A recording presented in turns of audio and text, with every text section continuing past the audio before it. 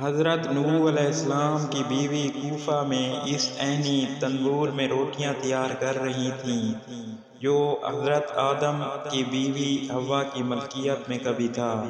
چند عورتیں بھی وہاں موجود تھیں جو کشتی اور طوفان کا تذکرہ کر کے حضرت نوح کا مذاق اڑا رہی تھیں کہ اچانک تنور کے اندر ایک زوردار دھماکہ ہوا اور زمین کے سینے سے پانی کا ایک دھارا ابل پڑا۔ جو عورتیں مذاق اڑا رہی تھیں وہ یہ کہتی ہوئیں بھاگیں کہ نوح علیہ السلام نے جس عذاب کی خبر دی تھی وہ نازل ہو گیا۔ نوح کی بیوی روٹیاں چھوڑ کر نوح کی طرف بھاگی اور ان سے سارا حال بیان کیا۔ وہ بھی ڈرتے ہوئے تنور کے پاس آئے اور اس خیال سے کہ اپنے اہل و عیال کو محفوظ کر لیں انہوں نے تنور کا دہانہ ایک بڑے پتھر سے ڈھک دیا اور حکم الہی کا انتظار کرنے لگے۔ فوراً حکم ہوا، اے نوح، جس قدر جلد ممکن ہو سکے اپنے اہل و عیال اور با ایمان لوگوں کو لے کر کشتی میں سوار ہو جاؤ اور اپنے ہمراہ جملہ مخلوقات کا ایک ایک جوڑا بھی لے لو۔ نوح نے کہا، پالنے والے، اس عجلت میں دنیا بھر کے جانوروں اور پرندوں کو کیسے جمع کروں؟ ارشاد ہوا کہ میرے حکم سے وہ خود تمہارے پاس پہنچ رہے ہیں۔ چنانچہ دنیا بھر کی مخلوق ایک ہوا کے جھونکے سے حضرت نوح تک پہنچ گئی۔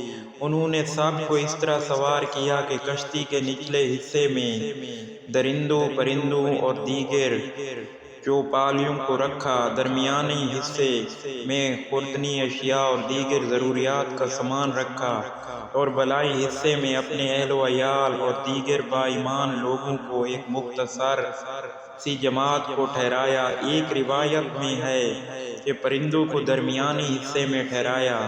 جانوروں میں چیونٹی کیونکہ سب سے چھوٹی اور اس کے پامال ہو جانے کا اندیشہ تھا اس لیے اس کو بالائی حصے میں رکھا۔ ایک روایت میں ہے کہ کشتی میں جب سب جانوروں اور پرندوں کو سوار کیا جانے لگا تو تیتر سب سے پہلے سوار ہوا۔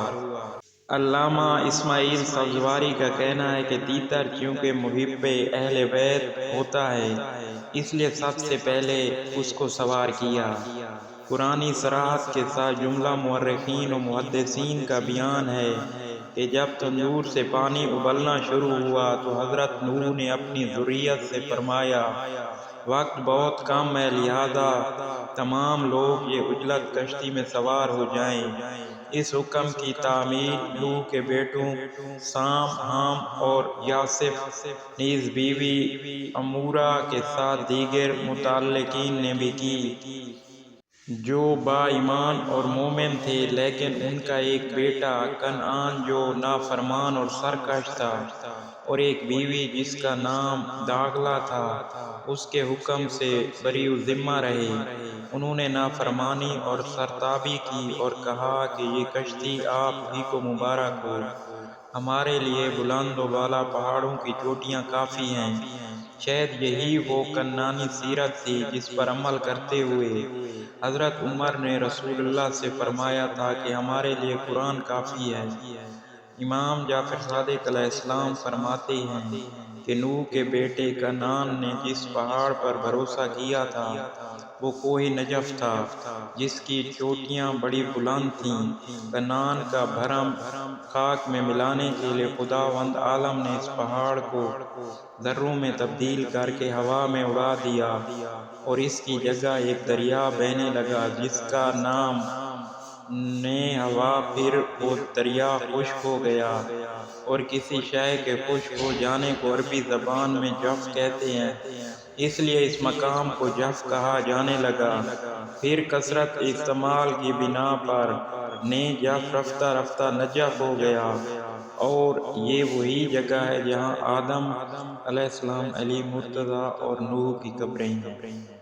طوفان کا آغاز ہوتے ہی جناب نوح نے کشتی کے بعد بان کھول دیے تھے اور وہ پانی کی سطح کے ساتھ ساتھ زمین چھوڑ کر آسمان کی طرف بلند ہو رہی تھی کہ تند و تیز ہواؤں کے جھونکوں نے اسے قوت رفتار عطا کی اور وہ ایک سمت چل پڑی۔ پہلے تو اس نے دنیا کا ایک چکر لگایا، پھر پانی سے کھیلتی ہوئی خانہ کعبہ کے قریب آئی اور 7 مرتبہ اس کا طواف کر کے جدھر ہوا کا رخ تھا ادھر روانہ ہو گئی۔